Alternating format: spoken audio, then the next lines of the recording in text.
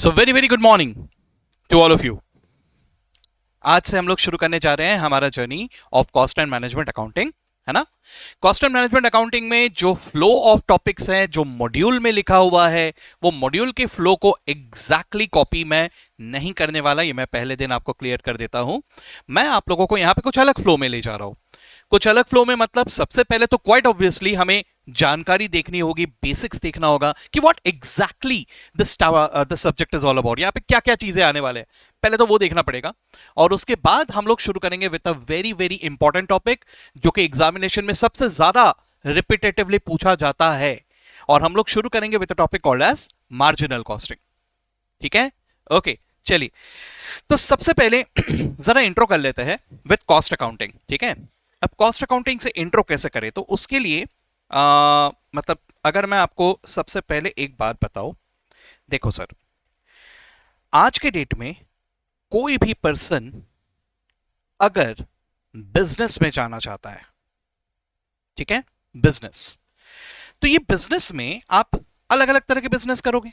May be you are a trading concern, maybe you are a manufacturing concern, maybe you are into a service sector. ठीक है, कहने का मतलब, sir मैं यहां पर एक दुकान बना रहा हूं, आई am just making a shop, या मैं रेंट पे ले रहा हूं एक शॉप, मैं कुछ सामान खरीद रहा हूं, सामान खरीदने के बाद मैं यहां पर इन सामान को रख रहा हूं, इस शॉप में मैं इन सामान को रख रहा हूं, और जैसे जैसे मेरे पास कस्टमर्स आ रहे हैं मैं इन सामान को बेच रहा हूं। That's what is trading concern, right. Manufacturing concern में कुछ और है। यहां पे क्या हो रहा है, सबसे पहली बात तो सर यहां पर मैं जो बना रहा हूं ना, ये बना रहा हूं एक factory. What I am making is a factory, correct. Sir factory में मैं क्या कर रहा हूं, फैक्ट्री में मैं प्रोसेसिंग कर रहा हूं ऑफ सम रॉ मटेरियल। तो सर मेरे पास कोई ना कोई एक रॉ मटेरियल है जिसको प्रोसेस करके मैंने फिनिश गुड्स बनाए, है ना। अब इन फिनिश गुड्स को मैं कहीं ना कहीं रख रहा हूं, ठीक है, इन फिनिश गुड्स को उठा के मैं कहीं ना कहीं रख रहा हूं, ओके, इन सबको उठा के मैं यहां पे रख रहा हूं, और फिर मैं इन सबको बेच रहा हूं, then I am selling them off, right. वहीं पे सर्विस सेक्टर की अगर मैं बात करूं, तो सर्विस सेक्टर में क्या हो रहा है सर, सर्विस सेक्टर में मेरे पास है एक ऑफिस, राइट। ऑफिस में सर मेरा केबिन है खुद का, ओके, मेरे पास आ रहे अलग अलग तरह के क्लाइंट्स, और मैं क्लाइंट्स को सर्विस प्रोवाइड कर रहा हूं। So I am not selling anything, मेरे पास कोई प्रोडक्ट है ही नहीं। There is nothing like a unit or a product or anything, I am just providing kind of service to my clients, correct. तो बात को समझने की कोशिश करते हैं। चाहे मैं इस बिजनेस की बात कर रहा हूं, चाहे मैं इस बिजनेस की बात कर रहा हूं, चाहे मैं इस बिजनेस की बात कर रहा हूं, हर जगह पर मुझे कमाना तो है, लेकिन कमाने से पहले गवाना है। आई मीन मुझे खर्चे तो लगेंगे सर। सबसे पहले मैं ये चाहता हूं कि मेरे जेब में पैसे आए, लेकिन वो पैसे आने के लिए मुझे कहीं ना कहीं रिसोर्सेज लगेंगे। रिसोर्सेज में अलग अलग तरह के रिसोर्सेज लगेंगे, जैसे मैंने अभी ये शॉप खरीदा या रेंट पे लिया। इसके अलावा वहां पर कुछ ना कुछ फर्निशिंग लगेगा सर, उसके अलावा वहां पे स्टाफ लगेंगे, वहां पे इलेक्ट्रिसिटी का कनेक्शन लगेगा, एटसेट्रा एटसेट्रा एटसेट्रा। ये सारे के सारे रिसोर्सेज जो मुझे इन सारे बिजनेस में लगने वाले हैं, इसी को हम टेक्निकल भाषा में कहते हैं कॉस्ट, करेक्ट, ओके। अब ये कॉस्ट की बात अगर करें, ये जितना ज्यादा होगा मेरा प्रॉफिट उतना ही कम होगा, ठीक है। दूसरी बात, मुझे इस कॉस्ट को अच्छी तरह से स्टडी क्यों करना पड़ेगा, इस बात को भी समझो। क्योंकि आज के डेट में आगे वाला कस्टमर अगर मेरे पास आ रहा है, तो मुझे उसे सेलिंग प्राइस बताना होगा, यानी उसे मुझे दाम बताना होगा। अब मुझे दाम मैं कैसे बताऊंगा, जब तक कि मुझे कॉस्ट ना पता हो, तब तक मैं उसके ऊपर प्रॉफिट जोड़ के दाम कैलकुलेट नहीं कर पाऊंगा। तो I need to know the cost, okay. और अगर मैं ये need to know the cost की बात भी कर रहा हूं, तो यहां पे जरा समझने की कोशिश करो। ये सेलिंग प्राइस मुझे आने वाले पीरियड के लिए फिक्स करना है, यानी जो कस्टमर मेरे पास आने वाले हैं उनके लिए मुझे फिक्स करना है। लेकिन जब मैं कॉस्ट की बात करता हूं, हर कॉस्ट रेडीली मेरे पास आज के डेट में अवेलेबल नहीं है। एग्जाम्पल के तौर पे जरा आप सोच के देखिए, सपोज मैं ये क्लासरूम में आप लोगों को पढ़ा रहा हूं, तो इस क्लासरूम का मुझे कुछ ना कुछ इलेक्ट्रिसिटी का बिल भी आने वाला है। अब मैं आने वाले 3 महीने अगर आपको पढ़ाने वाला हूं, तो क्या आज के डेट में आप या मैं या हम में से कोई भी ये जज कर सकता है कि आने वाले 3 महीने का एग्जैक्टली इलेक्ट्रिसिटी का बिल कितना होगा? आई डोंट नो, ठीक है। लेकिन साथ ही साथ मुझे सेलिंग प्राइस आज के डेट पे ही फिक्स करना पड़ेगा, है ना। तो सर ये कॉस्ट कुछ हद तक मुझे मालूम है, कुछ हद तक मुझे एस्टिमेट करना पड़ेगा, और उसके बेसिस से मुझे ये सेलिंग प्राइस यहां पे डिटरमाइन करके आगे बढ़ना पड़ेगा।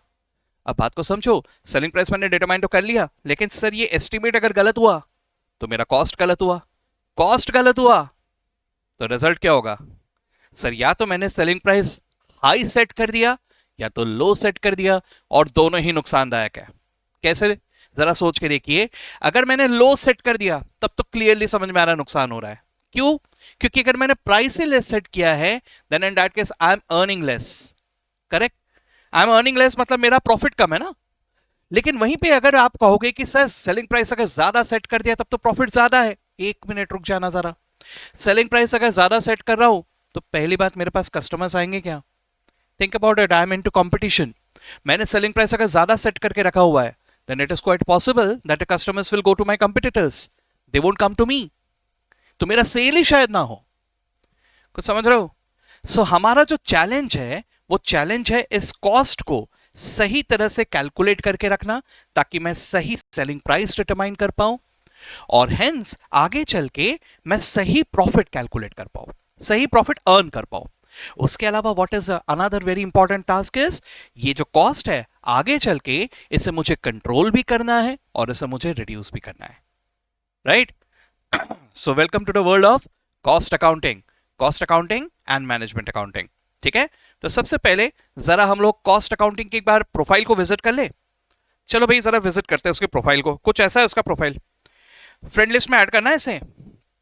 देखो भाई कॉस्ट क्या कह रहा है, व्हाट इज कॉस्ट? अरे ये देखो तो उसका प्रोफाइल में क्या लिखा हुआ है, cost is the amount of expenditure actual और नोशनल। अच्छा, मतलब ये एक्चुअल भी हो सकता है और ये नोशनल भी हो सकता है।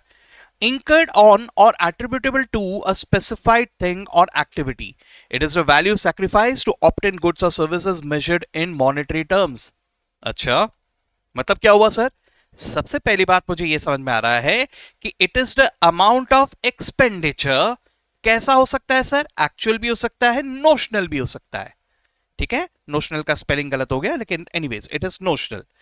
incurred on और attributable to a specific thing, या तो मैंने किसी चीज पे इसे इंकर किया है या तो किसी एक्टिविटी पे इंकर किया है। यानी मैं कोई चीज बनाने के लिए डायरेक्टली उस कॉस्ट को इंकर कर रहा हूं, या उस चीज को बनाने के प्रोसेस में मुझे इस खर्चे को लग रहा है, राइट।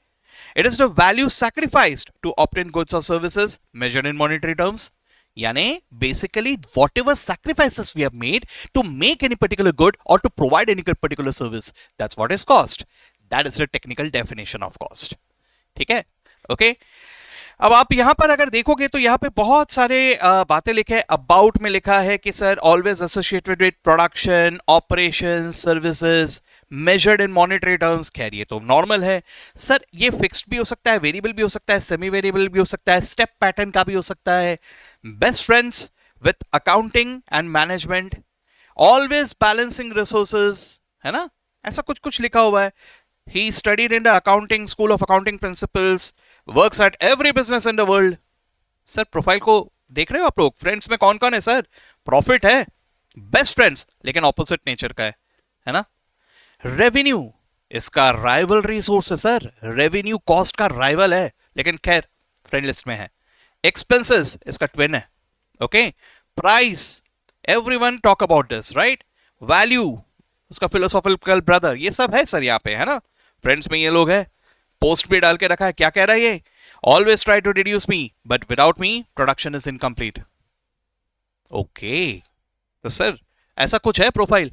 आज के डेट में अगर हम लोग किसी का भी प्रोफाइल जानना चाहते हैं, किसी को भी जानना चाहते हैं, तो मेरे ख्याल से कुछ इसी तरह से हम लोग जानते हैं, करेक्ट। इसी तरह से हमें किसी को जानना होता है तो हम लोग सोशल मीडिया में जाते हैं, इंस्टाग्राम अकाउंट देखते हैं, फेसबुक आईडी देखते हैं, और उसी तरह से हम लोग उसको जान पाते हैं, राइट। तो हम लोगों ने सबसे पहले कॉस्ट के बारे में थोड़ा बहुत जान लिया। ओके, चलिए बहुत बढ़िया। Now we will now come to a very important discussion, जो शुरुआत में होना बहुत ज्यादा जरूरी होता है, क्योंकि उसी के बेसिस में मेरे आगे की चीजें डिफाइन होंगे। ठीक है, तो मैं शुरू वैसे करने वाला हूं एक बहुत important topic called as marginal costing से, लेकिन उसके पहले मुझे थोड़ा सा आपको बैकग्राउंड तैयार करके देना होगा। तो वो बैकग्राउंड को हम लोग जरा समझने की कोशिश करते हैं। ठीक है, तो ये जो कॉस्ट है ना, कॉस्ट ने अपने एफबी में ही बहुत सारे अलग अलग तरह के पोस्ट डाल के रखे हुए हैं, जिस तरह से हम कॉस्ट को क्लासिफाई कर सकते हैं कि भाई कॉस्ट तो है कैसा, तेरा नेचर कैसा है। तो वो स्टडी करने के लिए कॉस्ट ने अलग अलग तरह के पोस्ट डाल के रखे हुए हैं, जिसको हम कहते हैं द क्लासिफिकेशन ऑफ कॉस्ट। ठीक है, अब क्लासिफिकेशन ऑफ कॉस्ट में क्या क्या आ रहा है, let's try to understand them one by one. ठीक है, चलो, तो सबसे पहले मैं आपको बता देता हूं about the classification of cost on the basis of attributive on the basis of elements. Classification of cost on the basis of elements, सबसे पहले हम लोग इस तरह से आइडेंटिफाई करते हैं। सब लोग जरा ध्यान से देखना, डोंट वरी, ये पूरे के पूरे नोट्स आपके पास ही रहेंगे, इसलिए आप लोग अभी कुछ कॉपी करने के बारे में मत सोचो, आप लोग सिर्फ समझने के बारे में सोचो। ठीक है, चलिए देखिए, सबसे पहले मैंने वहां पे लिखा है कॉस्ट। ठीक है, कॉस्ट को मैं तीन तरह से डिवाइड कर देता हूं, material cost, employ cost, expenses. तीन हिस्सों में क्या डिवाइड कर दिया मैंने, material cost, employ cost and expenses. Okay, now सबसे पहले तो जरा यहां पे ध्यान देते हैं, what do you mean by material cost. Material cost क्या होता है sir? Okay, let's try to understand. Sir सबसे पहले जब मैं कॉस्ट की बात कर रहा हूं, थोड़ा बहुत मैं यहां पे मैं अकाउंटिंग लैंग्वेज यूज करता हूं। आप सबको नॉमिनल अकाउंट्स समझ में आता है, राइट? सो सर कहना है कि कॉस्ट की बात कर रहा हूं यानी मैं नॉमिनल अकाउंट्स की बात कर रहा हूं, यानी इसके आगे मैं जो कुछ भी कहूंगा I will be talking only about nominal accounts.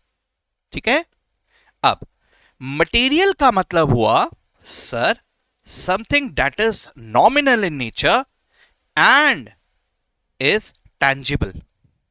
क्या कहा मैंने? Something that is nominal in nature and is tangible. अब ये क्या हुआ sir? Let's try to understand, let's think about it. जैसे फॉर एग्जांपल मैं क्लास ले रहा हूं, ठीक है, चलिए आप मेरे लिए कॉस्ट कैलकुलेट कीजिए। ठीक है, मेरे लिए कॉस्ट कैलकुलेट करना है, जिम्मेदारी है। ठीक है, आराम से सोच के मुझे बताइए। सर बहुत सारे कॉस्ट लग रहे हैं मुझे, बहुत सारे कॉस्ट में क्या क्या लग रहा है? सर मुझे क्लासरूम का रेंट लग रहा है, मुझे इलेक्ट्रिसिटी का एक्सपेंस लग रहा है, मुझे मेरे स्टाफ मेंबर्स को सैलरी देना है, मुझे ये आईपैड लग रहा है, ये एप्पल पेंसिल लग रहा है, ठीक है, मुझे ये कैलकुलेटर लग रहा है ना, मुझे ये माइक लग रहा है, मुझे लैपटॉप लग रहा है, मुझे कैमरा लग रहा है, बहुत सारी चीजें लग रहे हैं sir. Okay, let's think about them one by one. ठीक है, सबसे पहली बात, अगर मैं बात कर रहा हूं about the cost of camera, ठीक है, चलो मैं एक रफली ले लेता हूं 1 लाख रुपए। ठीक है, cost of camera is 1 lakh. Okay, तो क्या इस 1 लाख को मैं यहां पर मटेरियल कॉस्ट में काउंट करूं कि ना करूं? जवाब में आपके दिमाग में एक बात आएगा कि सर कैमरा टैंजिबल तो है, डेफिनेटली कैमरा टैंजिबल है, लेकिन जरा एक बात सोच के बताना, क्या कैमरा को मैं नॉमिनल अकाउंट करके मानूंगा कि रियल अकाउंट मानूंगा? I hope you are understanding this, right? Camera is a real account, it is an asset. तो क्या ये नॉमिनल अकाउंट है? नहीं है। यानी क्या मैं इसे मटेरियल कॉस्ट करके मानूंगा? नहीं मानूंगा। ओके, चलिए आ जाता है अभी आईपैड, आ जाता है अभी लैपटॉप, आ जाते हैं अभी Apple pencil. Apple pencil specify करना जरूरी है, क्योंकि सिर्फ पेंसिल कहूंगा तो हमारे दिमाग में नटराज का पेंसिल आएगा, है ना? तो सर मैंने आईपैड, लैपटॉप, एप्पल पेंसिल, इन सब की बात कर दिया। अब ये सब के पीछे भी मुझे कुछ ना कुछ खर्च लगा है, जैसे आईपैड के पीछे 1,25,000 का खर्च लगा, लैपटॉप के पीछे 1.5 लाख का खर्च लगा, एप्पल पेंसिल के पीछे 10,000 का खर्च लगा। अब मुझे बताइए, क्या इन सबको मैं मटेरियल कॉस्ट करके मानूंगा? नहीं मानूंगा। क्यों नहीं मानूंगा? Reason is again the same, ये सारे के सारे रियल अकाउंट है, इनमें से कोई भी नॉमिनल अकाउंट नहीं है। तो मैं इन सब की तो बात नहीं कर रहा हूं, ये सब तो छोड़ दो सर। चलो ठीक है, और क्या है सर? अरे मैं आपको बुक्स प्रोवाइड करने वाला हूं, तो वो बुक्स का कॉस्ट। अच्छा, अभी अभी मैंने कैलकुलेटर के बारे में कुछ जिक्र किया था, कैलकुलेटर का कॉस्ट। ठीक है, जरा सोच के देखो, मान के चलो, late us assume one thing, late us assume कि मैंने सबको कैलकुलेटर फ्री ऑफ कॉस्ट दिया नहीं है, अज्यूम करना है, ठीक है। चलो, तो सपोज कि मैंने आप सबको कैलकुलेटर फ्री में दिया, जो भी मेरे पास क्लास ज्वाइन कर रहा है कैलकुलेटर फ्री, ओके। चलो ठीक है, ऐसा हो सकता है। अगर ऐसा हुआ then in that case what is happening, okay let's try to understand this. Sir book के पीछे ना मुझे लगभग 1000 रुपए का खर्चा लग रहा है प्रति बच्चा, ओके। और कैलकुलेटर के पीछे मुझे 500 रुपए का खर्चा लग रहा है प्रति बच्चा, ठीक है, ओके। अब जरा सोच के देखते हैं, सर क्या ये मटेरियल कॉस्ट है कि नहीं है? Let's think about it. Sir सबसे पहली बात, नंबर वन थिंग इज आपको यह समझना है कि क्या ये रियल अकाउंट है कि क्या ये नॉमिनल अकाउंट है। अब जरा सोच के देखिए, हर एक बच्चे को मैं किताब दे रहा हूं, बुक दे रहा हूं, तो ये जो बुक दे रहा हूं क्या इसको मैं असेट करके मानूं कि इसको मैं मेरा रेगुलर खर्चा मानूं? जरा सोचो, this is just for an academic year, है ना। आप लोगों का कोर्स खत्म, बुक का काम खत्म, राइट। तो सर ये कहीं ना कहीं कहने से नॉमिनल नेचर का है, राइट। इसी तरह से जरा सोचो, कैलकुलेटर मटेरियलिटी प्रिंसिपल लगाते हुए can I say that calculator को भी मैं कहीं ना कहीं नॉमिनल नेचर का ही मानूंगा। तो सर अगर ये नॉमिनल नेचर का है तो टेस्ट नंबर 2, आप देखो कि क्या ये टैंजिबल है? अगर ये टैंजिबल भी है और ये नॉमिनल भी है तो हम इसे कहेंगे एज मटेरियल कॉस्ट, ठीक है। बात को समझने की कोशिश करो, मैं किसी भी चीज का अगर कॉस्ट कैलकुलेट करने जा रहा हूं तो उसके कॉस्ट में 3 तरह के एलिमेंट्स आएंगे। कौन से 3 एलिमेंट्स आएंगे? मटेरियल, एम्प्लॉय का कॉस्ट और एक्सपेंसेस।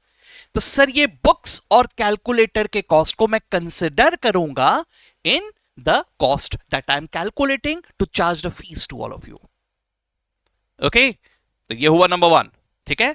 तो यहां पे मेरे दिमाग में क्या आ रहा है sir? something that is nominal account in nature and something which is tangible in nature, ऐसे चीजों को मैं क्या कहूंगा? मटेरियल, ठीक है, ओके। अब दूसरा मुझे क्या नजर आ रहा है? एम्प्लॉय। एम्प्लॉय का मतलब हुआ sir cost of all kind of human efforts, ठीक है, cost of all kind of human efforts. Human efforts के चक्कर में मुझे अगर कुछ भी पैसा दिया, किसी भी इंसान ने मेरे लिए किसी भी तरह का काम किया और उसके बदले में मैं उसको पैसे दे रहा हूं, ह्यूमन एफर्ट्स, ठीक है, उसकी ह्यूमन एफर्ट्स के लिए पैसे जो दे रहा हूं उसे कहा जाएगा एम्प्लॉय कॉस्ट, ठीक है। अब कोई भी काम करवाओ यार, इंसान की तो जरूरत पड़ेगी। वैसे आजकल एआई का जमाना आ रहा है इसलिए चैलेंजेस बढ़ते जा रहे हैं, लेकिन फिर भी इंसान कहीं ना कहीं कुछ हद तक तो जरूरत पड़ेगा ही, राइट। तो सर ये एम्प्लॉय कॉस्ट माना जाएगा। Easy, clear, okay. अब तीसरा क्या है? एक्सपेंसेस। एक्सपेंसेस के बाजू में मैं लिख दे रहा हूं रेसिडुअल या balance. What do you mean by that? Sir खर्चे तो बहुत सारे होते हैं, नॉमिनल अकाउंट्स तो बहुत सारे होते हैं, लेकिन हर खर्चा मटेरियल या एम्प्लॉय से रिलेटेड नहीं होता, कुछ अलग भी होते हैं। तो ये जो दूसरे बचे हुए नॉमिनल अकाउंट्स हैं उनको हम लोग कहेंगे एक्सपेंसेस, ठीक है। इतना क्या दिमाग में? चलो आराम से अभी जरा सोच के देखते हैं एक बार। अभी मैंने थोड़ी देर पहले आपको एग्जांपल में ये कहा था कि सर मैंने ये सब चीजें खरीदे, ठीक है। मैंने अभी कहा कि इनको मैं मटेरियल कॉस्ट पे तो कंसिडर नहीं करूंगा। हाँ जी, बिल्कुल नहीं करूंगा, लेकिन जरा सोच के देखो यार, खर्चा तो लगा ना, पैसे तो लगे ना, लेकिन शायद इसी को हम लोग कैपिटल एक्सपेंडिचर कहते हैं, लॉन्ग टर्म, है ना। तो सर ऐसे चीजों को हम लोग क्या करते हैं? जरा सोचो, डेप्रिसिएट करते हैं। Can I say so? Sir वो जो डेप्रिसिएशन है उसका क्या? वो भी तो एक नॉमिनल अकाउंट है। सो वो डेप्रिसिएशन ना तो मटेरियल कॉस्ट है ना ही एम्प्लॉय कॉस्ट है, it will come in the category of expenses. इसी तरह से सपोज मान के चलो मैंने जो क्लासरूम है, क्लासरूम जो है उस क्लासरूम को मैंने रेंट पे लिया हुआ है सपोज, ठीक है, तो मुझे रेंट भी तो पे करना पड़ रहा है। What about that rent? वो रेंट ना तो मैं मटेरियल के कैटेगरी में डाल पाऊंगा ना ही मैं एम्प्लॉय कॉस्ट के कैटेगरी में डाल पाऊंगा। तो सर रेंट कहां आएगा? It will come under the category of expenses. आप और भी चीजें सोच के देखो, जैसे for example advertisement. Advertisement material भी नहीं है, एम्प्लॉय का भी नहीं है, इट इज एक्सपेंसेस। अब इसी तरह से जरा इलेक्ट्रिसिटी के एक्सपेंसेस के बारे में सोच के देखो। Electricity, can you touch it? Don't even try, है ना। सो सर इलेक्ट्रिसिटी का जो एक्सपेंस होता है दैट इज नॉट टैंजिबल, है ना। सो सर ये मटेरियल नहीं है, एम्प्लॉय कॉस्ट तो है ही नहीं, सो ये किस चीज में आएगा, कौन सा कैटेगरी में आएगा, this will come under the category of expenses. समझे बात को, most of the cost will come in the category of expenses only. मैंने कहा कि most of the number of cost, मैंने ऐसा नहीं कहा कि अमाउंट में वो हाई होगा, अमाउंट में तो कुछ भी हाई हो सकता है, ठीक है। तो सबसे पहले ये तीन कैटेगरी आई होप सबको समझ में आ गया, material cost, employ cost and expenses, ठीक है, ओके। अब सर इनमें से हर एक की अगर मैं बात करूं तो ये डायरेक्ट और इनडायरेक्ट ऐसे दो नेचर के होंगे। सर ये कैसे समझेंगे सर, आराम से, लेट्स ट्राई टू अंडरस्टैंड। चलो कुछ बनाते हैं, जैसे मान के चलो हमें बनाना है समोसा, हमें क्या बनाना है, समोसा, ठीक है।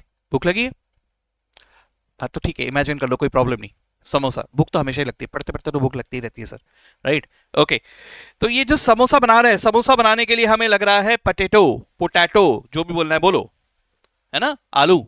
और क्या लग रहा है सर, हमें लग रहा है मैदा, उसके अलावा बहुत सारे अलग अलग तरह के स्पाइसेस, है ना, जो भी लग रहा है, नमक मिर्ची ये वो जो भी लग रहा है, अलग अलग तरह के स्पाइसेस, है ना।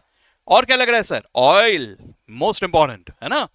तो ये सारे चीजें मुझे इस समोसे को बनाने के लिए लगेंगे ही लगेंगे, है ना। और जरा सोच के देखो, कहने से कि मुझे ये आइडेंटिफाइबल है, मैं कहीं ना कहीं जानता हूं कि सर पटेटो कितना लगेगा समोसा बनाने के लिए, जो भी मैं समोसा बना रहा हूं, कितना समोसा बना रहा हूं, उसके मुताबिक मैं इन क्वांटिटी को खरीदूंगा। ऐसा तो नहीं है कि एक खरीद ले भाई कुछ भी अपने हिसाब से रैंडम। सर अगर मैं जानता हूं कि मैं अगर समोसा बनाने वाला हूं से 2 पीसेस, तो 2 पीसेस में मुझे अप्रोक्सीमेटली 2 नंबर्स ऑफ आलू लग जाएंगे, वॉट एवर अप्रोक्सीमेटली जो भी मैं पकड़ के चलूं। जैसे मान लो इससे मैं 250 ग्राम्स पकड़ लेता हूं, सपोज 250 ग्राम्स मुझे पोटैटो ऑन एन एवरेज लगने वाले हैं, ठीक है। फिलिंग अच्छे से करते भाई हम, है ना। मैदा मुझे लगभग 100 ग्राम लगने वाला है, मैं जस्ट रैंडम अपने हिसाब से दे रहा हूं, I am very good in eating but not in cooking, so I am just taking on random, okay. तो ऐसा कुछ ना कुछ मुझे लग रहा है, तो जरा ध्यान से समझने की कोशिश करो। I can easily relate it, I can easily link it कि भाई अगर मैं ये बना रहा हूं तो इसके लिए मुझे ये कितना लगेगा, I can easily relate it. तो जो चीजें डायरेक्टली आइडेंटिफाइबल है कि भाई ये बनाने के लिए ना ये तो लगेगा ही, और ये इतना इतना तो लगेगा ही, ऐसे चीजों को हम कहते हैं डायरेक्ट कॉस्ट, ठीक है।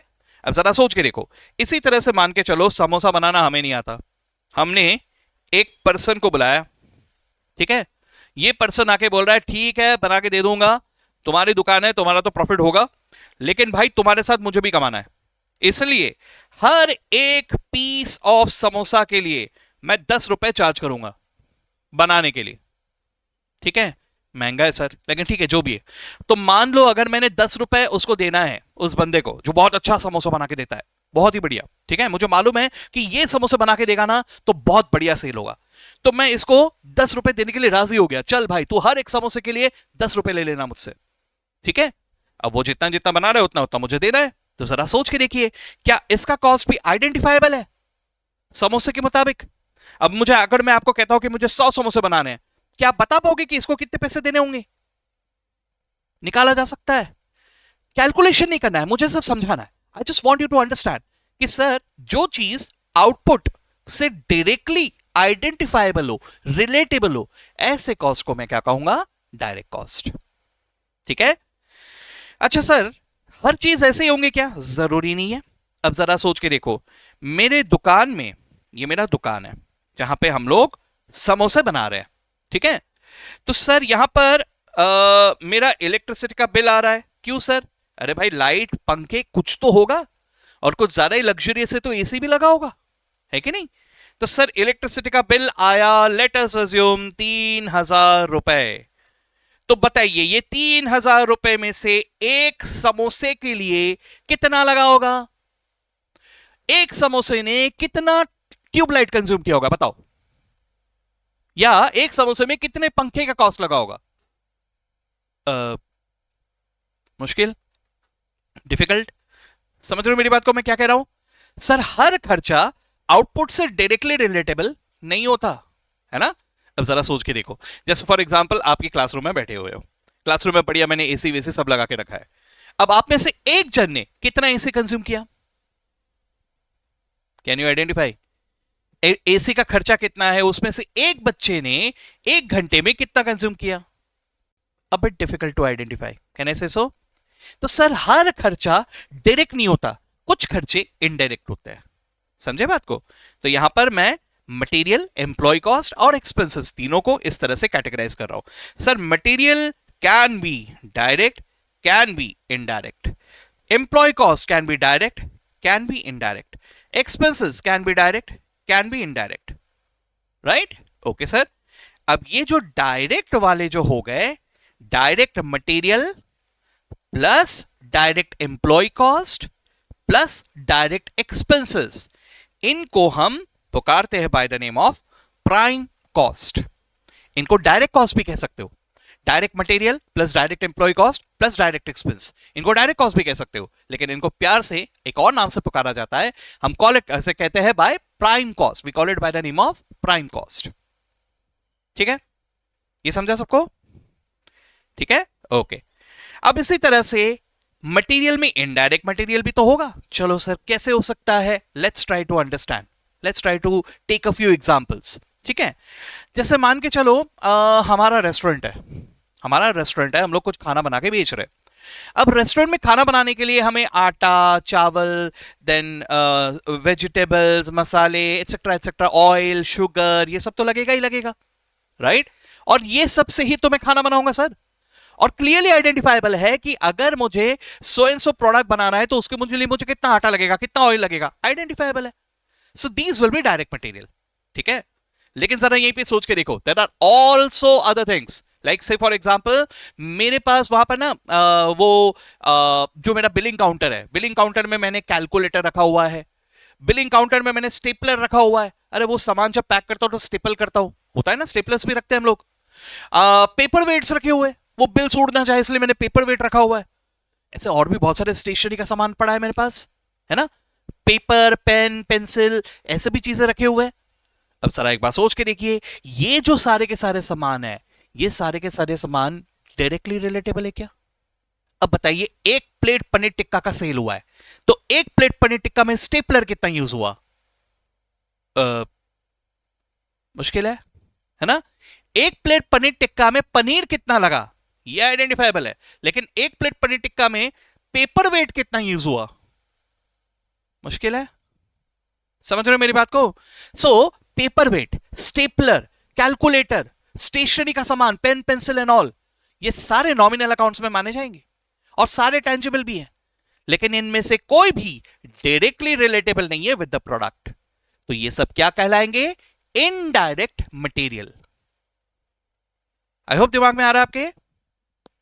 इसी तरह से direct employ cost, what do you mean by direct employ cost? Sir direct employ cost means the पगार, the salary that I am paying to the human being who is actually manufacturing it.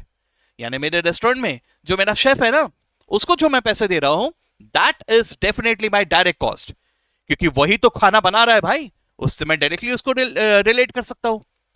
लेकिन the point is कि मेरे restaurant में और भी लोग काम कर रहे हैं, जैसे सर्वर्स, वेटर, है ना, जैसे सिक्योरिटी में जो बंदा खड़ा हुआ है, जैसे वैले पार्किंग में जो बंदा रुका हुआ है, एक मैनेजर है जो सब जगह घूम के, सर सब ठीक है ना सर, खाना अच्छा है ना सर, सर फीडबैक जरूर दीजिएगा सर, सर वो गूगल में रेटिंग कर दीजिएगा सर, ये कर रहा है। एक मैनेजर भी है ना?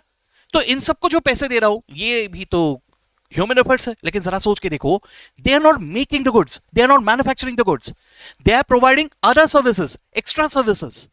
सो ये जो अलग सर्विसेज है, इसके लिए जो मैं पैसे दूंगा ना, इसको कहूंगा इनडायरेक्ट लेबर। ओके, अब आप लोग सब अकाउंट्स पढ़े हुए जहां तक, तो इसकी वजह से आप लोग बहुत इजीली इसको समझ पाओगे।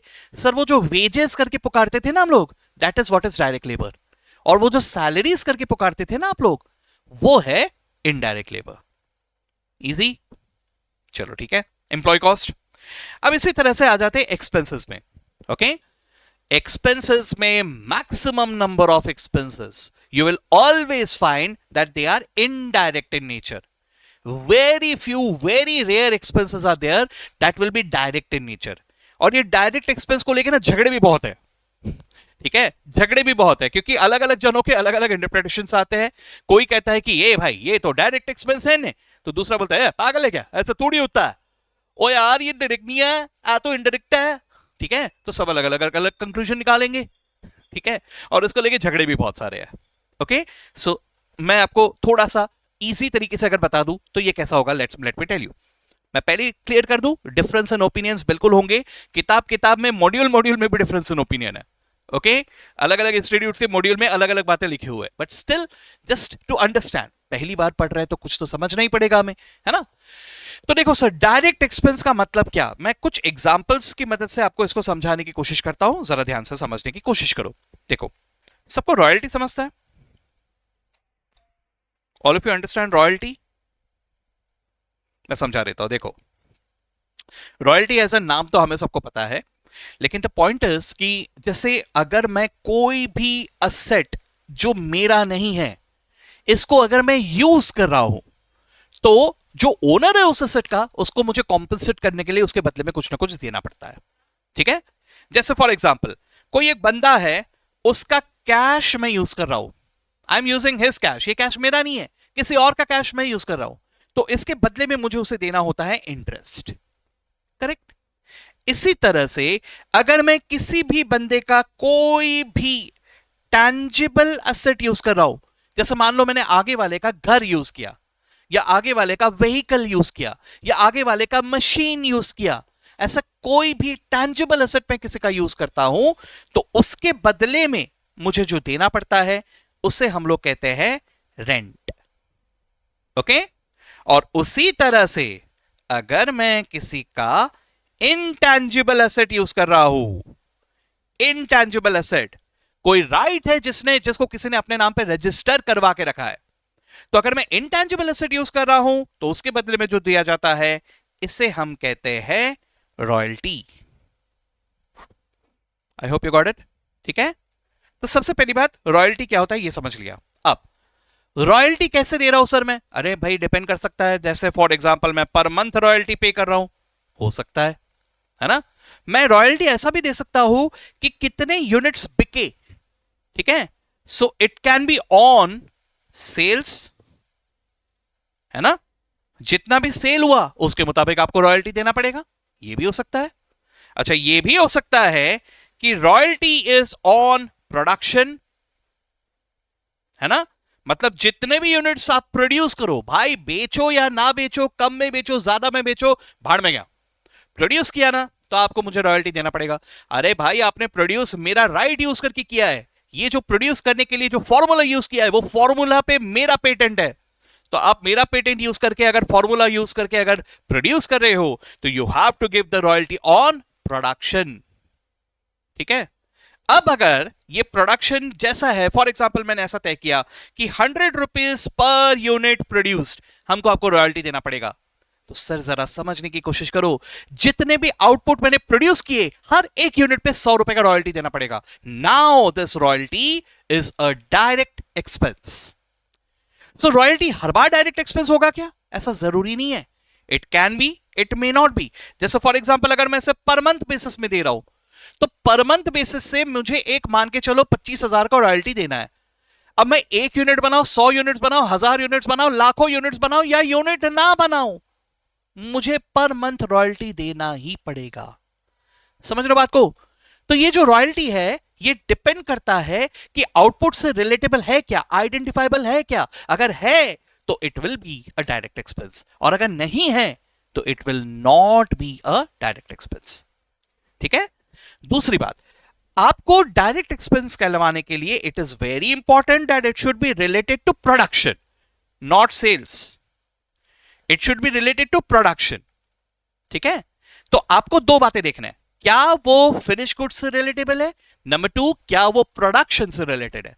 अगर ऐसा है then in that case we will call it as a direct expense, otherwise हर एक्सपेंस को हम लोग क्या कहेंगे, इनडायरेक्ट एक्सपेंस। तो समझे सब लोग। सबसे पहले सर डायरेक्ट मटेरियल में मोस्टली जो आता है वो आता है raw material. Direct expense, direct employ cost में मोस्टली जो आता है वो क्या है, उसे हम लोग कहते हैं वेजेस। और डायरेक्ट एक्सपेंस बहुत कम होते हैं. One of the example that I just gave you is royalty. There are other expenses also, like say for example higher charges of a special equipment that is needed for production. तो उसे भी हम लोग मान सकते हैं. ठीक है, ऐसे अलग अलग तरह की चीजें आते हैं.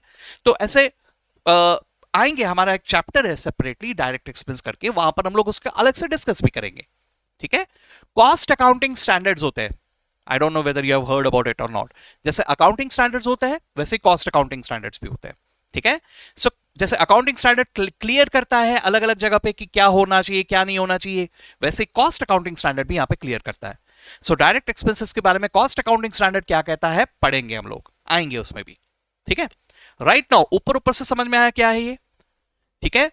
सो direct material plus direct labour plus direct expense. Employ cost को कई बार लेबर कॉस्ट भी कहा जाता है. ठीक है. तो हम लोग इसे क्या कहेंगे, प्राइम कॉस्ट. ओके. अब बचा क्या, इनडायरेक्ट. इनडायरेक्ट क्या बचा सर, इनडायरेक्ट मटेरियल भी बचा, इनडायरेक्ट एम्प्लॉय कॉस्ट भी बचा, इनडायरेक्ट एक्सपेंसेस भी बचे. बहुत सारे होते हैं सर.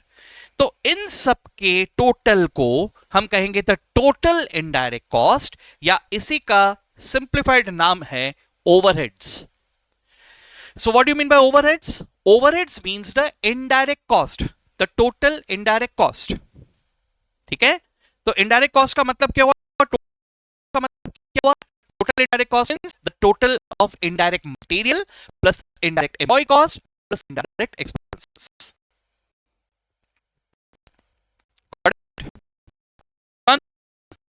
यहां तक क्लियर है सबको?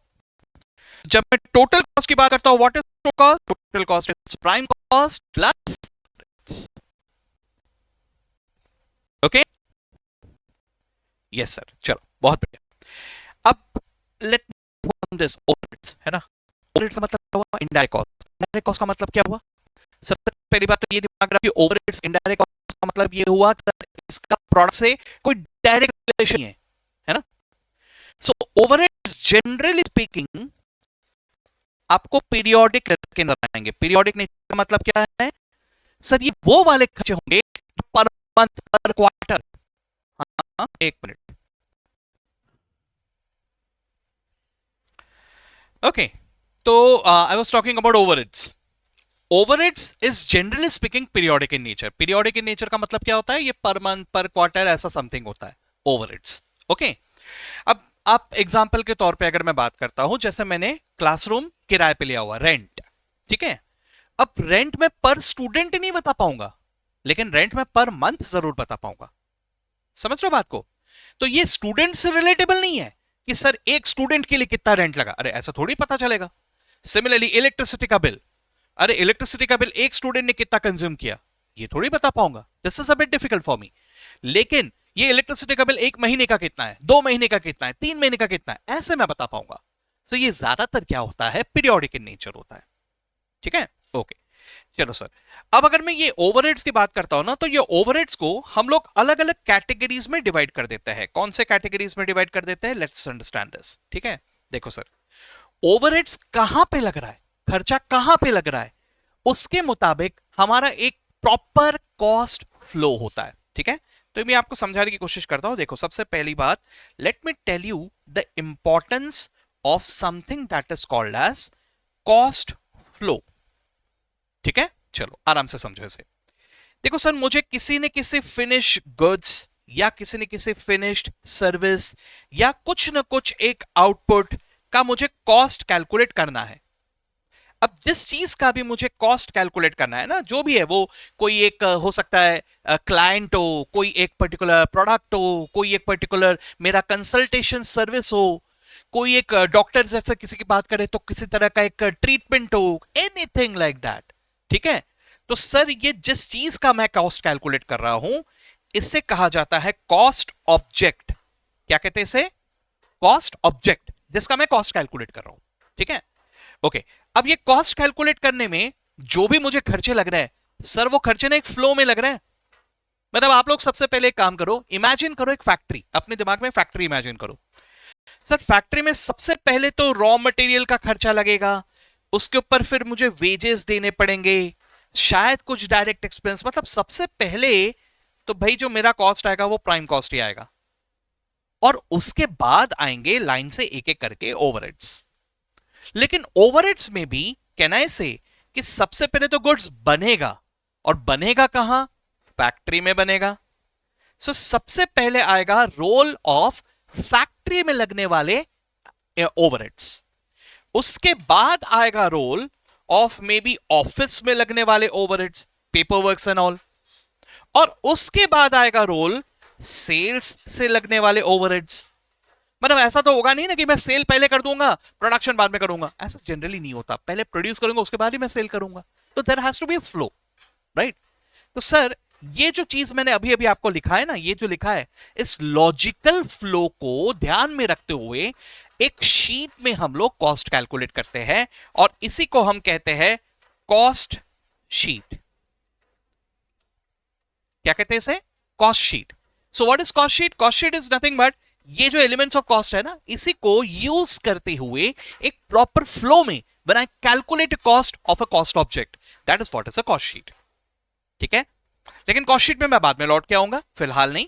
ओके, अब यहां पर ये जो मैं ओवरहेड्स कह रहा था, ओवरहेड्स को मैं हेंस अब 3 हिस्सों में डिवाइड कर देता हूं। कौन से 3 हिस्सों में? सर फैक्ट्री में लगने वाले ओवरहेड्स, ऑफिस में लगने वाले ओवरहेड्स, या सेल्स से रिलेटेड ओवरहेड्स। सेल्स के साथ मैं एक चीज और जोड़ दे रहा हूं क्योंकि इसे जनरली साथ में ही जोड़ा जाता है, एंड दैट इज डिस्ट्रीब्यूशन। ठीक है, सो सर फैक्ट्री में लगने वाला इनडायरेक्ट मटेरियल, फैक्ट्री में लगने वाला इनडायरेक्ट एम्प्लॉय कॉस्ट, फैक्ट्री में लगने वाले इनडायरेक्ट एक्सपेंसेस, इन सबको हम कहेंगे फैक्ट्री ओवरहेड्स, या इसी का दूसरा नाम है प्रोडक्शन ओवरहेड्स। ठीक है, okay, let's try to understand this. क्या क्या हो सकते हैं सर? इमेजिन करते हैं फैक्ट्री में लगने वाले क्या क्या खर्चे लगेंगे। ओके, इमेजिन करो फैक्ट्री, फैक्ट्री में मशीन वगैरह तो लगी हुई, लेकिन वो तो असेट है सर, वो तो रियल अकाउंट है, वो छोड़ दो। ठीक है, तो फैक्ट्री में वो मशीन में रॉ मटेरियल लगा रहे, वो तो डायरेक्ट मटेरियल हो गया। चलो ठीक है सर, तो इनडायरेक्ट मटेरियल क्या हो सकता है फैक्ट्री में? ओके, जरा सोच के देखते हैं। फैक्ट्री में ना बहुत सारी चीजें ऐसे भी लगते हैं जो रॉ मटेरियल नहीं है, जिससे प्रोडक्शन नहीं हो रहा, लेकिन वो हेल्प करता है। जैसे फॉर एग्जांपल आप लोग देखना बहुत सारी जगह पे ग्लव्स वगैरह पहनते हैं, मास्क वगैरह पहनते हैं, है ना, हेलमेट वगैरह पहनते हैं, देखा होगा आप लोगों ने। Rubber gloves, rubber shoes use and throw nature के होता है, ये कोई पार्टी वेयर नहीं होते, यूज एंड थ्रो नेचर के, एक बार यूज के फिर फेंक दिया, है ना। हेलमेट्स होते हैं फॉर प्रोटेक्शन, जैसे आग रिलेटेड, वेल्डिंग रिलेटेड काम होता है, सब प्रोटेक्शन के लिए से रिलेटेड होते हैं, या कोई माइनिंग साइट या ऐसा कुछ रहा, वहां पर आप वो हेलमेट पहन के जाते हो, लाइट लगा रहता है, देखा होगा ना मूवीज वगैरह में। तो ये सब जो होते हैं, ये भी एक तरह से मटेरियल ही है सर, क्योंकि इनको असेट नहीं कह सकते आप। वो रबर ग्लव्स, वो रबर शूज, वो जो ग्लव्स होते हैं या जो मास्क होते हैं, इन सब चीजों को आप ये नहीं कह सकते कि सर ये मेरे रॉ मटेरियल है या ये मेरे लिए असेट है। सर ये ना रॉ मटेरियल है ना ही एसेट है, this are nominal accounts and this are tangible. तो सर जी समझो, अगर ये डायरेक्टली रिलेट नहीं हो रहे, इनडायरेक्टली रिलेट हो रहे हैं। आप एग्जांपल के तौर पे समझने की कोशिश करो, पोस्ट कोविड बहुत सारी जगह पर हल्का सा भी एक रूमर भी आया कि भाई वही कोरोना वायरस वापस आ रहा है, तो सबसे पहला चीज जो होता है वो क्या होता है? मास्क। सब जगह मास्क सर्कुलेट हो जाता है, देखा आपने, हर हर जगह पे होता है। अब ये जो मास्क जो सर्कुलेट होता है, हमारे यहाँ पे भी होता है, हमारे यहाँ पे भी क्लासरूम में होता है। क्लासरूम में अगर थोड़ा सा भी एक बीच में हुआ था, टाइम हो गया अभी अभी नहीं इससे काफी टाइम पहले, एक बार ऐसा हुआ कि किसी का ऐसा रिपोर्ट आया कि उसको ऐसे ही शायद कोविड डिटेक्ट हुआ है। तो वो डिटेक्ट हुआ या जो भी ऐसा कुछ हुआ, तो हम लोग फॉरन जैसे ही पता चला इमीडिएटली मास्क लेके सब जगह सर्कुलेट। ठीक है, तो this is something that happens, ऐसा किया जाता है। लेकिन जरा सोच के देखिए, मास्क से मैं पढ़ा नहीं रहा हूं, है ना, mask is not raw material for me, मैं बुक से पढ़ा रहा हूं, book is a raw material for me, लेकिन mask is not a raw material for me. इसी तरह से सर यहां पर भी अगर मैं फैक्ट्री की भी बात कर रहा हूं, तो फैक्ट्री में भी जो मास्क हमारे पास रखा हुआ रहता है, वो मास्क मैं वर्कर्स के प्रोटेक्शन के लिए दे रहा हूं, उससे प्रोडक्शन थोड़ी ना कर रहा हूं, ना ही उस मास्क को मैं असेट करके मानूंगा। तो ये क्या हो गया? This is indirect material used in your factory. ठीक है, तो आपके फैक्ट्री में ऐसे बहुत सारी चीजें रखे रहते हैं, फॉर हेलमेट या मास्क या rubber gloves, rubber shoes etcetera etcetera, दुनिया भर के सामान रखे रहते हैं। ये सब चीजों को हम क्या कहेंगे? Indirect material related to factory. ठीक है, अब इसी तरह से indirect employ cost, sir factory में काम करने वाला हर बंदा प्रोडक्शन नहीं करता, there can be a supervisor, there can be a security guard. अरे भाई साफ सफाई करने के लिए भी किसी पर्सन की जरूरत पड़ेगी, एक मैनेजर की जरूरत पड़ेगी। सर ये लोग प्रोडक्शन नहीं कर रहे हैं लेकिन they are working in the factory. So इनको जो मैं सैलरी दे रहा हूं, this salary will be indirect employ cost relating to your factory. ठीक है, इसी तरह से फैक्ट्री में लगने वाला, सर इलेक्ट्रिसिटी का खर्चा फैक्ट्री में भी लगता है, फैक्ट्री भी किराए पे लिया रह सकता है। फैक्ट्री में लगे हुए जो बड़े बड़े हैवी मशीन्स है उनका डेप्रिसिएशन का क्या, तो ऐसे और भी चीजें हैं। These things will be the factory के रिलेटेड एक्सपेंसेस। तो ये सब का total will be called as factory overheads या प्रोडक्शन ओवरहेड्स, या एक और तरीके से बोल सकते हैं मैन्युफैक्चरिंग ओवरहेड्स। ठीक है, ओके। अब इसी तरह से ऑफिस में लगने वाले इनडायरेक्ट मटेरियल, सर ऑफिस में क्या इनडायरेक्ट मटेरियल लग सकता है? स्टेशनरी का सामान, बेस्ट एग्जांपल। ऑफिस में लगेगा कि नहीं लगेगा? Pen pencil, scale, eraser, sharpener, paper weight, stapler लगते रहते हैं। तो these things are indirect material related to your office. Sir इससे कुछ प्रोडक्शन नहीं हो रहा है, ना ही एसेट है ना। Indirect employ cost related to office, sir office में बैठने वाला कोई भी बंदा प्रोडक्शन तो नहीं कर रहा, तो ऑफिस के स्टाफ मेंबर्स को मैं जो भी पैसे दे रहा हूं that is a indirect employ cost. इसी तरह से ऑफिस का इलेक्ट्रिसिटी का खर्चा, ऑफिस का इंटरनेट का खर्चा, ऑफिस के जो इक्विपमेंट्स लगे हुए, एसेट्स लगे हुए, उनका डेप्रिसिएशन, ऑफिस अगर मैंने भाड़े पे लिया हुआ है तो उसका rent, etcetera etcetera. All these will B office से रिलेटेड ओवरहेड्स। तो इनको हम कहते हैं एडमिनिस्ट्रेशन से रिलेटेड ओवरहेड्स। इन्हें क्या कहा जाता है? Admin overheads. ठीक है, और इसी तरह से सेल्स से डिस्ट्रीब्यूशन, सेल करना है तो एडवर्टीजमेंट करना पड़ेगा। अच्छा चलो एक एक करके देखते हैं। चलो इससे रिलेटेड मुझे इनडायरेक्ट मटेरियल क्या लग सकता है? इनडायरेक्ट मटेरियल सेल्स से रिलेटेड। ओके चलो सोच के देखते हैं। डोमिनोज से पिज्जा वगैरह ऑर्डर करते हो आप लोग? खाते हो कि नहीं? ओके, तो पिज्जा के साथ साथ एक मेन्यू कार्ड जैसा भी आता है, छोटा सा पैम्पलेट टाइप, है ना, मेन्यू कार्ड जैसा आता है। वो मेन्यू कार्ड क्या रहता है? उसमें वो कूपन्स रहते हैं जो कभी काम में नहीं आते। आई मीन रहते हैं कुछ कूपन्स वगैरह रहते हैं, है ना, free offers, free Coca Cola और समथिंग लाइक दैट, कुछ तो भी मिलने वाला है आपको, है ना।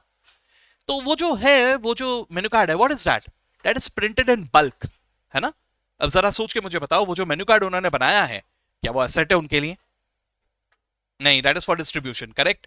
ओके, और जरा सोच के देखो, ऐसे पैम्पलेट्स, ब्रोशर्स, सिर्फ डोमिनोज की बात मत करो, कोई भी बिजनेस की बात करो, हर बिजनेस में ऐसे ब्रोशर्स, पैम्पलेट्स वगैरह बनते हैं फॉर डिस्ट्रीब्यूशन, है ना। ओके, जरा सोचो, ये एसेट तो है नहीं लेकिन ये टैंजिबल भी है ना। तो ये क्या है सर? दीज आर मटेरियल लेकिन रिलेटिंग टू सेल। आप क्यों डिस्ट्रीब्यूट कर रहे हो ये ब्रोशर्स, पैम्पलेट्स? ताकि कस्टमर आपकी दुकान में आए। आप समझ रहे हो मेरी बात को? चलो रेस्टोरेंट में आप खाना खाने जा रहे हो, किसी भी एक रेस्टोरेंट में खाना खाने गए, तो आजकल तो खैर वो क्यूआर कोड स्कैन करके हो जाता है, लेकिन पुराने जमाने के आज भी बहुत सारे रेस्टोरेंट्स हैं जहां पर आप लोगों को सबसे पहले वहां पे थमाया जाता है मेन्यू कार्ड, है ना। अच्छा खासा एक मेन्यू कार्ड रहता है, फिर अपन पलटा के उसमें से ऑर्डर प्लेस करते हैं। अब जरा बताइए, टैंजिबल है? मेन्यू कार्ड को आप असेट कहोगे क्या? नहीं, एसेट तो नहीं है सर, लेकिन ये टैंजिबल भी है। अब ये मेन्यू कार्ड का रोल क्या है? मेन्यू कार्ड टिक्का मसाला, आप मेन्यू कार्ड से कुछ बनाने वाले हो? डेफिनेटली नहीं, है ना। सर ये प्रोडक्शन से रिलेटेड तो नहीं है, ऑफिस का भी नहीं है। This is why menu card इसलिए दिया कि भाई आप खाना देखो और ऑर्डर प्लेस करो। So it is for sales. समझे मेरी बात को? सो सर ये जो इनडायरेक्ट मटेरियल है, ये क्या है? ब्रोशर्स, पैम्पलेट्स, मेन्यू कार्ड, इस तरह की चीजें जो है, these are indirect material related to sales. Got it? Okay, हमारे सोसाइटी में यहां पे जहां पे मैं रहता हूं, वहां पे नीचे एक रेस्टोरेंट खुला है। अभी अभी रिसेंटली कुछ महीने हुए रेस्टोरेंट खुला है। जैसे वो रेस्टोरेंट खुला वैसे ही हम लोगों ने देखा अगले ही दिन हमारे सबके घर में दरवाजे के बाहर उसके पैम्पलेट्स रखे हुए थे। ठीक है, menu card. What is that? It is a selling overhead. कुछ समझ में आ रहा है क्या हो रहा है? सर सबसे पहला चीज तो यही है कि खर्चे तो बहुत है, there are an number of expenses, लेकिन उन एक्सपेंसेस को मुझे सही से क्लासिफाई करना आना चाहिए कि ये खर्चा कौन सा खर्चा है। क्या ये डायरेक्ट मटेरियल है, क्या ये डायरेक्ट लेबर है, क्या ये डायरेक्ट एक्सपेंस है, क्या ये प्रोडक्शन से रिलेटेड ओवरहेड्स है, क्या ये एडमिनिस्ट्रेशन से रिलेटेड ओवरहेड्स है, क्या ये सेलिंग से रिलेटेड ओवरहेड्स है, एंड सो ऑन। समझे मेरी बात को? Okay sir. इनडायरेक्ट मटेरियल के अलावा यहाँ पे इनडायरेक्ट एम्प्लॉय कॉस्ट में क्या क्या आ सकता है सर? अरे सर सेल्स कमीशन वगैरह, कमीशन कह रहा हूं मतलब जो भी क्या बोलते हैं उनको अपन, सेल्समैन, हाँ सेल्समैन जो हमारे लिए काम कर रहे हैं उनको भी तो पैसे देने पड़ रहे हैं, है ना? तो ये क्या होगा सर? ये भी होगा मेरे लिए एक तरह से सेल्स से रिलेटेड ओवरहेड्स। ओके, अच्छा और भी चीजें आ सकते हैं, जैसे मैंने यहाँ पे डिस्ट्रीब्यूशन भी कहा। Sir we might have our delivery executives, है ना, डिलीवरी करने के लिए सर उनको भी पैसे दे रहा हूं, दे आर फॉर डिस्ट्रीब्यूशन। समझ रहे हो बात को? इसी तरह से इनडायरेक्ट एक्सपेंसेस में बहुत सारी चीजें आ जाएंगे, लाइक सबसे कॉमन वन इज एडवर्टीजमेंट, ठीक है। दूसरा common example is sir delivery vehicles जो रखे हुए उसका डेप्रिसिएशन, वो भी तो आएगा, है ना। तो ये जो ऐसे अलग अलग तरह के एक्सपेंसेस है, ये क्या है? दीज आर सेल्स या डिस्ट्रीब्यूशन से रिलेटेड एक्सपेंसेस। आजकल प्लेटफॉर्म्स वगैरह आ गए, जरा सोच के देखो आज के डेट में अगर मुझे ई कॉमर्स का सामान है भाई, अगर मुझे आज के डेट पे बिजनेस को एक्सपांड करना है तो इट इज पॉसिबल, मैं ग्लोबल लेवल में अपने बिजनेस को ले जा सकता हूं। अब उसके लिए क्या करना पड़ेगा? मे बी एक वेबसाइट बनाना पड़ेगा, एक ऐप बनवाना पड़ेगा, उसके लिए भी तो पैसे लगेंगे। What about that? वो चार्जेस, है ना। इसी तरह से मे बी आप वेबसाइट मत बनाओ, मे बी आप कोई ऐप मत बनाओ, लेकिन you can get your product listed in one of the very official websites like Amazon, like Flipkart. ऐसे जगह पे आप अपना प्रोडक्ट लिस्ट करवा सकते हो, वहां से सेल करवा सकते हो, लेकिन वहां पे भी कमीशन देना पड़ेगा कि नहीं पड़ेगा? सो ये सब क्या हुए sir? These are all sales या डिस्ट्रीब्यूशन से रिलेटेड ओवरहेड्स। Got it? चलो ठीक है। तो सबसे पहले हम लोगों ने ये समझ लिया कि कॉस्ट को कैसे अलग अलग तरह से क्लासिफाई किया जा सकता है, ठीक है। जस्ट एक बार देख लो अच्छी तरह से, क्या कहा था मैंने? कॉस्ट मतलब nominal accounts which can be classified as material, employ cost और ओवरहेड्स, और sorry expenses. Material can be direct indirect, employ cost can be direct indirect, expenses can be direct indirect. All the direct cost is prime cost, all the indirect costs are overheads. क्यों देख रहे हैं हम लोग? क्योंकि इसके मुताबिक एक फ्लो डिसाइड होता है, और उस फ्लो में लिखते हुए जब हम कॉस्ट कैलकुलेट करते हैं we call it as a cost sheet, ठीक है। यहीं पे ओवरहेड्स की अगर मैं बात करूं तो ओवरहेड्स जनरली पीरियोडिक नेचर का होता है, and it can be further सब क्लासिफाइड इनटू प्रोडक्शन से रिलेटेड ओवरहेड्स, एडमिनिस्ट्रेशन से रिलेटेड ओवरहेड्स, या सेलिंग एंड डिस्ट्रीब्यूशन से रिलेटेड ओवरहेड्स। ओके, ये क्लियर हुआ यहां तक सबके दिमाग में अच्छे से? चलो, तो ये बेसिक है। हाँ, ये सब चीजें हम लोग क्यों अभी पढ़ रहे हैं? देखो दो रीजन से पढ़ रहे हैं।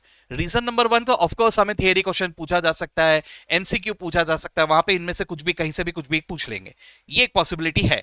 लेकिन दूसरा ये है कि ये बेसिक है सर, आप सोच देख रहे हो, यहां से हमारी सोच डेवलप हो रही है। ये जो सोच डेवलप होगी इसको हम लोग यूज करने वाले हैं इन सम और अदर चैप्टर, सम और अदर टॉपिक, इसलिए इस बेसिक को पहले देखना जरूरी है, ठीक है। चलिए ये हो गया। लेकिन सर कॉस्ट ने अपने एफबी अकाउंट में और भी पोस्ट डाल के रखा है सर, ठीक है। और भी क्या पोस्ट डाल के रखा है सर? कॉस्ट ने ना ये इकलौता क्लासिफिकेशन नहीं डाला, दूसरे पोस्ट में उसने एक और क्लासिफिकेशन डाल के रखा है। क्या? Classification on the basis of its behaviour. ये कॉस्ट ना बिहेव अलग अलग तरह से करता है। What do you mean by that? Let's try to understand. Sir on the basis of behaviour सबसे पहला क्लासिफिकेशन आपको वहां पे नजर आ रहा है fixed cost. Okay, on the basis of behavior we can call it as either fixed cost, variable cost or mixed cost. Now this is something जो आपको थोड़ा बहुत इकोनॉमिक्स से रिलेटेबल लगेगा, इकोनॉमिक्स में पढ़ा है आपने इसके बारे में, ठीक है। बट फिर भी मैं इसको डिस्कस कर लूंगा, क्योंकि अगर आप लोगों ने पढ़ा है एक रिवीजन हो जाएगा, और अगर नहीं पढ़ा है तो जान लोगे, क्योंकि इसके नॉलेज के बगैर अगर मैं आगे बढ़ूंगा तो गाड़ी अटक जाएगी।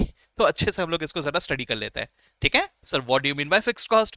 सर फिक्स्ड कॉस्ट एक ऐसा कॉस्ट है जो कांस्टेंट होता है इन टोटल, लेकिन for a defined period. Okay, it is never constant per unit. चलो एक काम करते हैं, एग्जांपल लेके देखते हैं, ठीक है। मैंने क्लासरूम रेंट पे लिया है, क्लासरूम मैंने रेंट पे लिया हुआ है, ठीक है। रेंट मुझे पे करना है 30,000 रुपए पर मंथ, ठीक है, 30,000 पर मंथ मुझे ये रेंट पे करने का है। ओके, चलिए ठीक है, सोच के देखते हैं। मान के चलिए कि मेरा जो क्लास है वो क्लास चलने वाला है 3 महीने के लिए, फॉर 3 मंथ्स। ओके, सो अगर ये 3 महीने के लिए चलने वाला है, यानी मेरा रेंट कितना होगा बताओ? 90,000, राइट? ओके सर, अगर ये 90,000 है, चलो अब देखते हैं। मेरे पास अगर एक ही बच्चा आया, मैंने क्लासरूम रेंट पे लेके रखा हुआ है और मेरे पास एक ही बच्चा आया, तो सर मुझे कितना रेंट भरना पड़ेगा? 90,000 ही भरना पड़ेगा।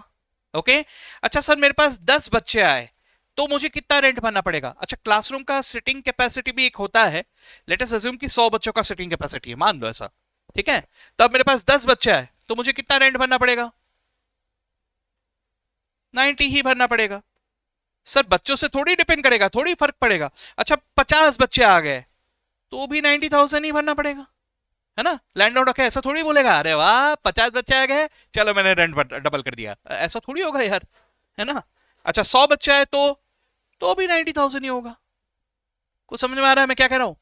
तो this is something that remains constant, लेकिन ये कांस्टेंट है फॉर अ पर्टिकुलर पीरियड। अब यहां पर अगर ये 3 महीने की जगह 4 महीने चल गए तो बदल जाएगा सर, फिर 1,20,000 हो जाएगा वो। अगर ये 3 महीने की जगह 2 महीने हो गए तो बदल जाएगा सर, फिर वो 60,000 हो जाएगा। So what do you see, fixed cost का नेचर क्या दिख रहा है? फिक्स्ड कॉस्ट का नेचर मुझे ऐसा दिख रहा है कि ये पीरियोडिक बेसिस से दिखता है सर, इसका यूनिट से कोई लेना देना नहीं है। समझे बात को? यूनिट कम हो ज्यादा हो ये कॉस्ट सेम रहेगा, कांस्टेंट रहेगा, ठीक है। लेकिन फिर भी क्या होता है कि सर आगे चल के कभी ना कभी हम लोग इन चीजों को पर यूनिट टर्म्स में कन्वर्ट करते हैं, ठीक है। ये हमेशा से एक ट्रेडिशन रहा है कि हम कुछ भी हो जाए इसे पर यूनिट में कन्वर्ट करते ही करते हैं। क्यों करते हैं जरा सोच के देखो। आज के डेट में मैं अगर पढ़ा रहा हूं, मैंने ये क्लासरूम रेंट पे ले लिया, मुझे मालूम है कि मुझे ये रेंट पे करना है ना। तो रेंट अपने जेब से तो पे नहीं करूंगा भाई, मैं जो भी पे कर रहा हूं वो आप लोगों से रिकवर करूंगा, so I will charge fees from you. Okay, तो फीस मैं ग्रुप में चार्ज करूंगा कि हर एक स्टूडेंट से इंडिविजुअली चार्ज करूंगा? इंडिविजुअली चार्ज करूंगा। तो अगर इंडिविजुअली फीस डिसाइड करना है तो इंडिविजुअली कॉस्ट में तो कैलकुलेट करना पड़ेगा। समझ रहे हो बात को? घूम फिर के मैं पर यूनिट टर्म्स में से कन्वर्ट कर ही रहा हूं ये खर्चे को, है ना। लेकिन जरा समझो, मान के चलो किसी एक जन का एग्जांपल लेते हैं, जैसे एक ही स्टूडेंट है। अब सपोज सपोज सपोज किसके ऊपर ले, खुशी के ऊपर एग्जांपल लेते हैं, ठीक है। तो खुशी सपोज उसने बोला, उसने वो क्लासरूम में आके वो बैठी, she is the only student suppose, okay, there is no one else. और खुशी कह रही है कि सर मुझे इसी क्लासरूम में पढ़ना है। मैंने खुशी को समझाया, बोला खुशी बेटा यहाँ पे 100 जन बैठने की कैपेसिटी है, अपन यहाँ पे तू अकेली है तो अपन एक काम करते कोई और जगह पे बैठते, यहाँ पे भाड़ा देना पड़ेगा इतना सारा, अपन सिर्फ एक टेबल चेयर पे बैठ के भी अपन पढ़ सकते, इतना भाड़ा कौन देगा। लेकिन खुशी खुशी एकदम जिद पकड़ के बैठ गई है, बोला सर मुझे इसी क्लासरूम में पढ़ना है, मुझे नहीं मालूम, ठीक है। अब अगर ऐसा है तो मैं खुशी को क्या बोलूंगा, बोला ठीक है तुझे अगर जिद पकड़ना ही है तो वो 90,000 का भाड़ा भी मैं तेरे से ही वसूल करूंगा। समझे मेरी बात को? सर अगर सिर्फ एक ही बच्चा है तो ये पूरा का पूरा 90,000 can I say will be born by only 1 person, यानी पर यूनिट भी 90,000 ही आएगा, करेक्ट। अच्छा यहीं पे अगर 10 बच्चे आ गए तो यही 90,000 will get divided between 10 people, यानी पर बच्चा कितना खर्च आएगा अभी? 9,000, करेक्ट। इसी तरह से अगर 50 लोग आ गए सो यही 90,000 will now be divided between 50 people, right. So 90,000 divided by 50 कितना आ गया अभी? ओनली 1,800। और वहीं पे अगर 90,000 मान के चलो 100 लोगों में डिवाइड हो रहा है तो कितना हो जाएगा? 900। क्या दिख रहा है आपको? देखो टोटल टर्म्स में अगर मैं बात कर रहा हूं तो सर 1 हो 10 हो 50 हो 100 हो, इट रिमेन्स द सेम। देखो ग्राफिकली अगर मैं यहां पे लिखूं तो यहां अगर मैं लिख रहा हूं रुपीज, ठीक है, तो रुपीज में सपोज यहां कहीं पे प्लॉट आ रहा है ऑफ 90,000, तो मेरे पास एक बच्चा हो 10 बच्चे हो 50 बच्चे हो 100 बच्चे हो, the cost remains 90, right. So sir अगर मैं टोटल टर्म्स में कह रहा हूं ना तो फिक्स्ड कॉस्ट का ग्राफ कुछ इस तरह से नजर आएगा। parallel to the x-axis.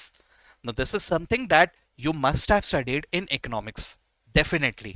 ठीक है, but still मैं अपनी तसल्ली के लिए बता के रख रहा हूं एक बार. ठीक है, एक काइंड ऑफ रिवीजन भी हो रहा है, और अगर नहीं पढ़ा होगा बाय एनी चांस तो अभी पढ़ लिया. ठीक है, ये क्लियर हो गया. लेकिन वहीं पे अगर मैं पर यूनिट फिक्स कॉस्ट की बात कर रहा हूं, sir per unit fix cost को जरा देखो कैसा हो रहा था.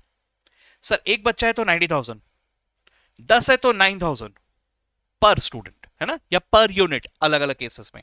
50 है तो 1800, 100 है तो 900. क्या हो रहा है, जैसे जैसे यूनिट्स बढ़ रहे हैं वैसे वैसे फिक्स्ड कॉस्ट को आप बर्डन की तरह देखो. जितने ज्यादा यूनिट्स, उतने ज्यादा यूनिट्स में वो बर्डन डिवाइड हो गया, यानी per unit it will reduce. तो इसका मतलब क्या हुआ, सर अगर यूनिट्स कम है ना तो कॉस्ट ज्यादा होगा, यूनिट्स थोड़ा बढ़ा तो कॉस्ट पर यूनिट थोड़ा कम होगा, यूनिट्स और थोड़ा बढ़ा तो कॉस्ट पर यूनिट और थोड़ा कम होगा, एंड सो ऑन. तो ये कुछ ऐसा होगा. Okay, this is the fixed cost per unit का graph. Okay, more with less units, and when the units increase the cost per unit will keep falling. ठीक है, ये क्लियर हुआ. ओके, अब इसके साथ साथ यहां पर एक नोट में लिख रहा हूं. Okay, for decision making, for decision making, आगे चल के इसी कॉस्ट के बेसिस पे मुझे डिसीजन भी लेना है सर, सिर्फ कैलकुलेट नहीं करना है. आई am not doing something clerical कि सिर्फ कैलकुलेट करके दे दिया. Sir I am doing something managerial, यानी सिर्फ कैलकुलेशन तक मैं लिमिट नहीं करूंगा खुद को, मैं उसके बेसिस से डिसीजंस भी लूंगा. तो sir for decision making purposes fixed cost मुझे टोटल टर्म्स में ही कंसिडर करना पड़ेगा, क्योंकि इसी टर्म्स में उसका नेचर आइडेंटिफाइबल है. आराम से जरा देखो यहां, जैसे मैंने अभी अभी यहां पर एक एग्जांपल दिया. सर ये पर यूनिट टर्म्स में बदलता जा रहा है सर. अब मुझे बताओ, मैं आपको कहीं पे, जैसे यहां पर तो मैंने ये एग्जांपल दे दिया, अब मैं अगर आपको कोई और एग्जांपल देता हूं, ये तो एक क्लासरूम का एग्जांपल दिया, मान के चलो एक ऑफिस सेटअप किया मैंने, कंसल्टेंसी सर्विसेज, है ना, ऑफिस सेटअप किया. वो ऑफिस का एक फिक्स कॉस्ट है, मान लो वो भी रेंट है, चलो रेंट. ठीक है, अब मैं आपको कहता हूं कि रेंट है ना 100 रुपीज पर क्लाइंट है, 100 रुपीज पर क्लाइंट है. ठीक है, आपको भी पता है कि क्लाइंट के हिसाब से तो रेंट होता नहीं है, ये तो आपको भी पता है, ये तो कन्वर्टेड है. रेंट कैसा होगा, लैंडलॉर्ड क्या मेरे को पर क्लाइंट के हिसाब से रेंट चार्ज करेगा, ये देखेंगे तेरे ऑफिस में कितने क्लाइंट आएंगे उतना भाड़ा दे देना मेरे को, ऐसा होगा? ऐसा नहीं होता. वो कितना वो चार्ज करता है पर मंथ बेसिस में, है ना. तो सर अगर मैं आपको ऐसा दे रहा हूं 100 पर client, the information is insufficient, इसके बेसिस पे अगर मैं आगे बढ़ूंगा ना तो गड़बड़ हो जाएगा. क्योंकि सर अगर 10 क्लाइंट आए तो मेरा रेंट जरूरी नहीं कि 100 इंटू 10 1000 ही हो, मेरा रेंट उससे ज्यादा भी हो सकता है. सर अगर 1000 क्लाइंट आए तो मेरा रेंट जरूरी नहीं कि 1000 इंटू 100 ही हो, मेरा रेंट उससे कम भी हो सकता है. तो सर जब भी डिसीजन मेकिंग का सिचुएशन आए, कभी भी याद रखना, never take the fixed cost in per unit terms. You should always take or identify or calculate the fixed cost in total terms या in periodic terms. समझ गए बात को? जैसे ही कोई फिक्स कॉस्ट दिखा उसको पर पीरियड आइडेंटिफाई कर लेना, क्योंकि डिसीजन मेकिंग में उसी तरह से हम उसको पहचान पाएंगे. It is identifiable like that. Got it? दिमाग में आया ये बात? ठीक है, मैंने यहां पे बाजू में लिख के रख दिया पीरियोडिक. ठीक है, I will share this notes with you, don't worry, ये पूरा का पूरा लिखा आपको मिल जाएगा, बस मेरी हैंडराइटिंग में मिलेगा, आप लोग अपनी हैंडराइटिंग में थोड़े अच्छी तरह से लिख लेना. ठीक है, ओके. चलो ये हुआ फिक्स कॉस्ट. अब आ जाते हैं वेरिएबल कॉस्ट पे. अब वेरिएबल कॉस्ट क्या है, चलो सर देखते हैं जरा. वेरिएबल कॉस्ट में let me take the example of book. ठीक है, कॉस्ट ऑफ बुक है, लेट अस अज्यूम 1000 रुपए पर बुक. ठीक है, 1000 रुपए पर बुक, ऐसा मुझे लग रहा है. अब मेरे पास अगर एक ही बच्चा आया तो मैं कितने बुक्स खर्चा करवाऊंगा, कितने बुक्स उसको दूंगा? एक ही दूंगा ना. चलो ठीक है, तो मैं यहां पे टोटल लिखता हूं और यहां पे पर यूनिट लिखता हूं, ठीक है। एक ही बच्चा आया तो 1 इंटू 1000 मेरा खर्चा आ गया 1000, और पर यूनिट यानी एक बुक का खर्चा कितना आया मुझे 1000 ही आया। ओके, अब मेरे पास 10 बच्चे आ गए तो मुझे कितना खर्चा लगेगा, 10 बच्चों के लिए 1000 यानी 10,000, राइट। लेकिन मुझे बताना पर यूनिट कितना लगेगा, पर बच्चा कितना आ रहा है, पर बच्चा 1000 ही है, राइट। अच्छा, अब इसी तरह से 50 लोग आ गए, कितना खर्चा आया 50 इंटू 1000 यानी 50,000, लेकिन पर बच्चा कितना आया स्टिल 1000। ओके, देखो this is a very basic calculation. 100 बच्चे आ गए तो 100 इंटू 10,000 क्या हो गया सर, यहां पे हो गया 1,00,000, लेकिन पर बच्चा कितना हुआ स्टिल 1000। सो नेचर को समझो, नेचर वाइज क्या हो रहा है, नेचर वाइज ये हो रहा है कि जैसे जैसे मेरे यूनिट्स बढ़ रहे हैं, जैसे जैसे मेरे सेल बढ़ रहे हैं, वैसे वैसे मेरा टोटल वेरिएबल कॉस्ट भी बढ़ रहा है। और सर बढ़ नहीं रहा, प्रोपोर्शनेटली बढ़ रहा है। जरा देखो यहां पे, ये 10 गुना हुआ तो ये भी 10 ही गुना हुआ। अब यहां से यहां देखो, ये 50 गुना हुआ सर, तो यहां से यहां देखो ये भी 50 गुना ही हुआ, राइट। तो sir total variable cost units या सेल्स के साथ प्रोपोर्शनेटली चेंज होता है। अगर यूनिट्स या सेल्स बढ़ा तो वेरिएबल कॉस्ट भी नॉर्मली स्पीकिंग प्रोपोर्शनेटली बढ़ेगा, और वहीं पे अगर यूनिट्स या सेल्स कम हुआ तो मेरा वेरिएबल कॉस्ट इन टोटल भी प्रोपोर्शनेटली कम होगा। Got it. मैं हर बार यहां पर जनरल वर्ड यूज करूंगा क्योंकि भाई बिजनेस की दुनिया में कोई भी चीज श्योरिटी से नहीं कहा जा सकता, कुछ भी हो सकता है भैया, एनीथिंग कैन हैपन, ठीक है। तो कुछ भी चीजें कभी भी चेंज होते हैं, मार्केट कैन चेंज, है ना। तो मैं यहां पर जो बोल रहा हूं इसमें जनरल वर्ड यूज करते हुए कर रहा हूं, है ना। So the total variable cost always keeps on changing and it changes in proportion. लेकिन अगर मैं पर यूनिट वेरिएबल कॉस्ट की बात करूं, देखो जरा क्या दिख रहा है आपको, कांस्टेंट, समझ में आया। तो सर अगर मैं वेरिएबल कॉस्ट की बात करूं ना, it varies in total in proportion to sales और units, but it always remains constant per unit. Got it. Okay, so total variable cost की अगर मैं बात करूं, अगर मैं यहां पे ले रहा हूं रुपीस और एक्स एक्सेस में ले रहा हूं यूनिट्स, ठीक है, तो यूनिट्स जितने कम होंगे खर्चा उतना ही कम होगा। इनफैक्ट यूनिट्स अगर जीरो है ना तो खर्चा भी जीरो ही होगा, राइट। यूनिट्स जैसे जैसे बढ़ेंगे खर्चा वैसा वैसा मेरा बढ़ता जाएगा, प्रोपोर्शनेटली बढ़ता जाएगा। यानी वेरिएबल कॉस्ट का जो लाइन होगा वो कुछ इस तरह का होगा, जीरो से शुरू करके, करेक्ट। अब वहीं पे अगर पर यूनिट वेरिएबल कॉस्ट की बात कर रहा हूं तो जरा समझो, पर यूनिट अगर मैं जैसे अभी यहां पे प्लॉट्स कर देता हूं 100, 200, 300, 400, 500, 6, 7, 8, 9, 10, 1000 पर यूनिट। तो सर 1 यूनिट हो, 10 यूनिट हो, 50 यूनिट हो, 100 यूनिट हो, पर यूनिट कितना था 1000 ही था, कांस्टेंट। तो per unit variable cost will be a constant amount, it will be parallel to the x axis. Got it. Easy था ये, ओके। बस ध्यान में रखना इस बात को, ओके, क्योंकि इन चीजों को वो एमसीक्यू में भी यूज करते हैं, और जो चैप्टर हम लोग अभी शुरू करने वाले हैं उसमें तो यही वाला क्लासिफिकेशन सबसे ज्यादा हमारे काम में आने वाला है, ठीक है, ओके। अब इसी तरह से तीसरा जो कैटेगरी आ जाता है, तीसरा कौन सा आ जाता है, मिक्स्ड कॉस्ट। मिक्स्ड कॉस्ट का मतलब क्या हुआ सर, ये वेरिएबल भी है ये फिक्स्ड भी है, ये दो तरह के होते हैं सर, मिक्स्ड कॉस्ट इसलिए कहते हैं इसे, ठीक है। अब इसके ऊपर तो अच्छा खासा ही हमें डिस्कशन करना होगा, और इस डिस्कशन को मैंने कैसे किया है कि बहुत सारी चीजें ना रिपीट होते हैं एक से ज्यादा जगह।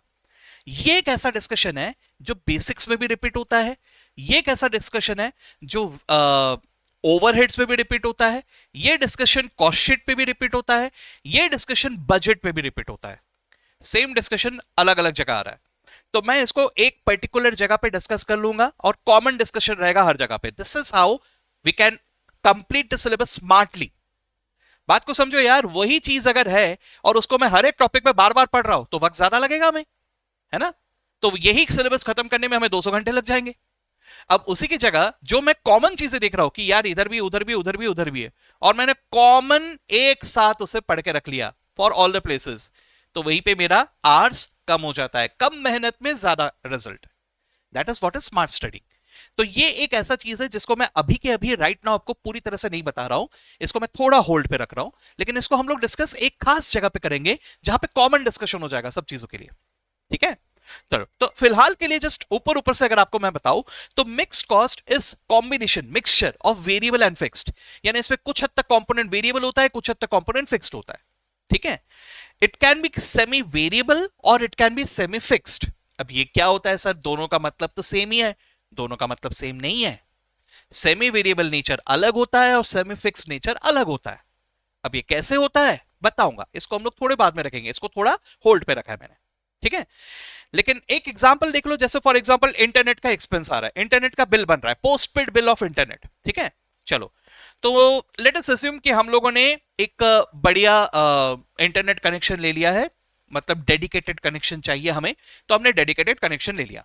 डेडिकेटेड कनेक्शन के लिए वो कह रहा है कि सर मैं 500 रुपए का भाड़ा तो लूंगा, क्योंकि आपका भरोसा नहीं है, आप लोग क्या एजुकेशन इंडस्ट्री में हो, आप लोग कभी कभी क्लासेस लेते हो कभी कभी नहीं लेते हो, तो अगर आपने क्लासेस सपोज नहीं लिए तो इंटरनेट तो यूज ही नहीं करोगे, मेरा नुकसान हो जाएगा, तो मेरे को मिनिमम भाड़ा तो होना सर, 500 पर मंथ तो मेरे को होना है ना। तो बोला ठीक है चल ले ले भाई, तू 500 पर मंथ ले ले।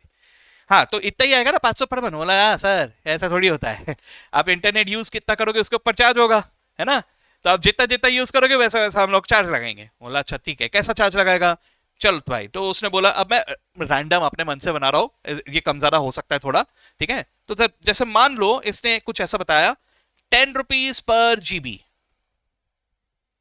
ठीक है, ऑफ द यूसेज, तो मुझे कितना बिल आएगा मुझे बताइए, फॉर द मंथ ऑफ से अगस्त, अगस्त महीने का मेरा बिल कितना आएगा, can you tell me what is the bill amount exactly.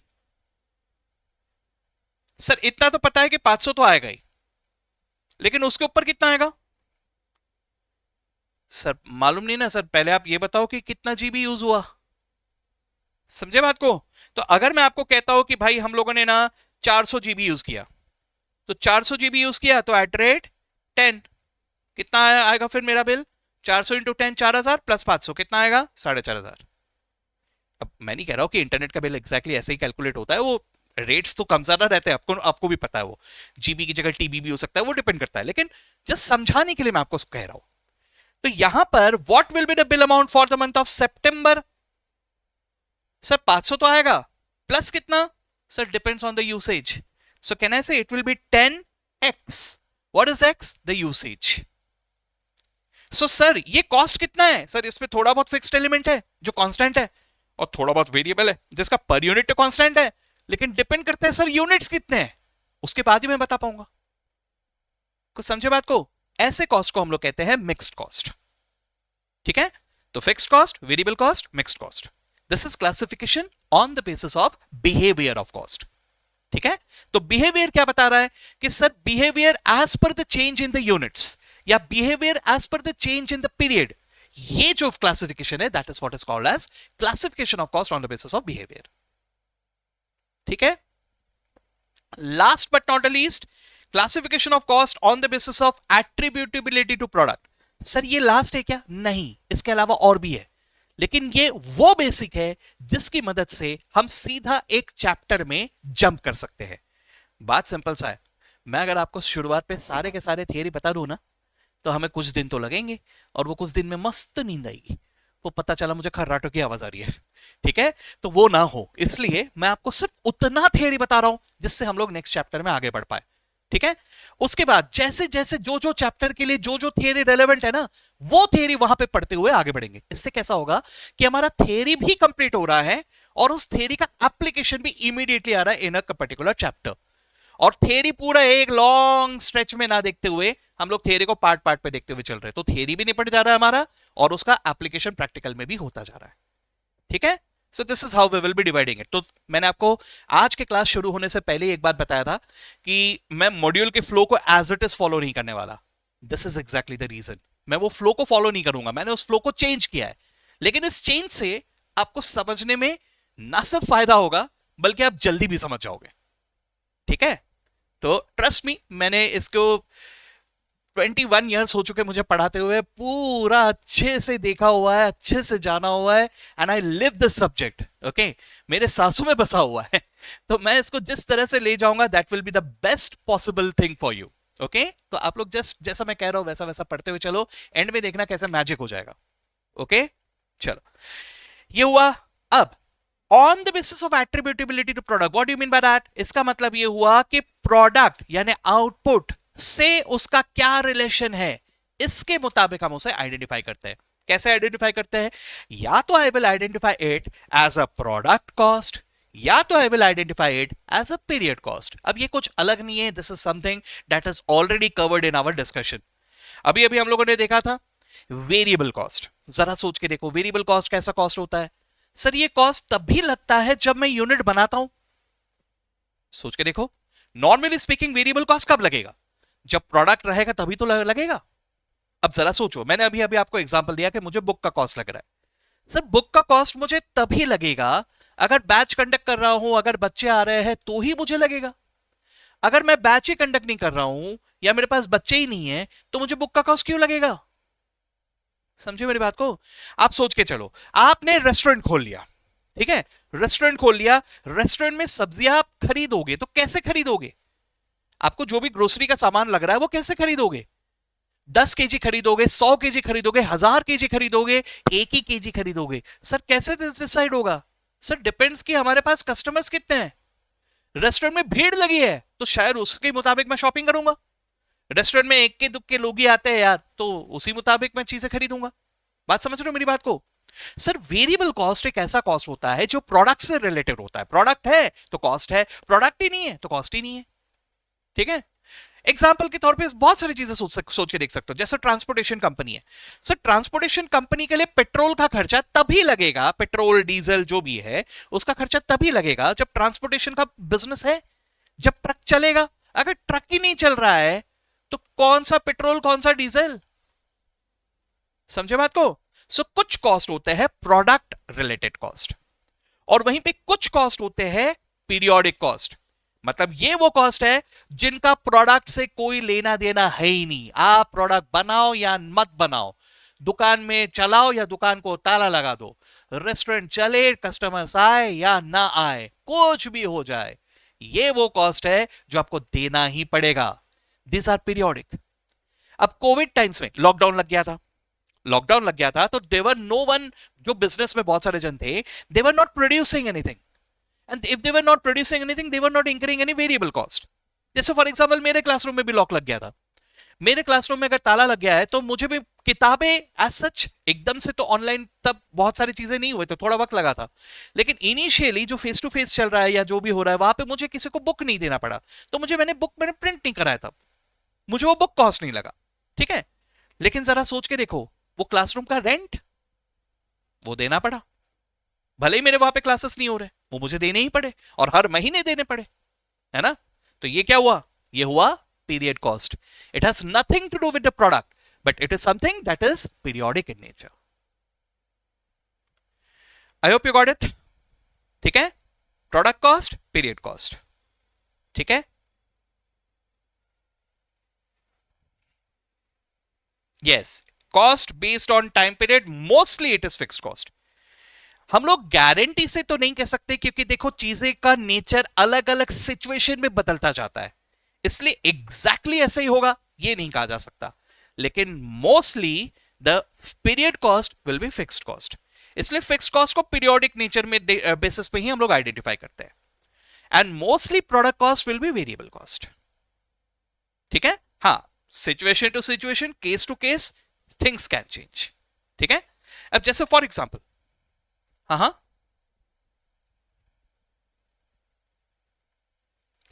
Information की बेसिस से आप उस कॉस्ट को किस तरह से दे रहे हो, आप उसे फिक्स्ड कॉस्ट वेरिएबल कॉस्ट की तरह से आइडेंटिफाई करने की जगह उस इंफॉर्मेशन को देखो कि वो कॉस्ट को आपको किस तरह से चार्ज किया जा रहा है। अगर वो पीरियोडिक बेसिस से चार्ज किया जा रहा है, it is a period cost.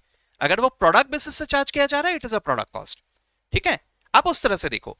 अब मोस्टली आप देखना कि आपके प्रोडक्ट कॉस्ट कैटेगरी में वेरिएबल कॉस्ट ही आ रहे हैं ज्यादातर, और पीरियड कॉस्ट कैटेगरी में ज्यादातर फिक्स्ड कॉस्ट ही आ रहे हैं। ठीक है, क्लियर हुआ यहां तक? ठीक है, ओके।